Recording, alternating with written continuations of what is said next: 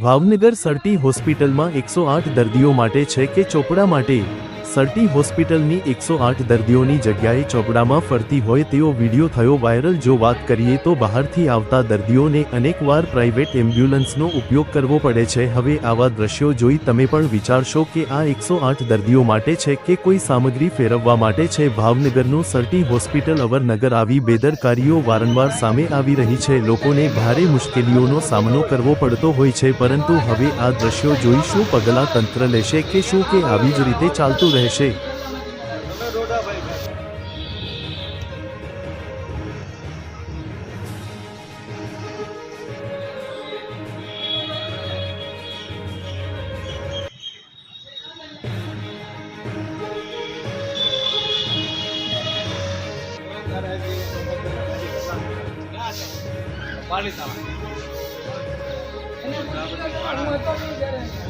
મજા આવે।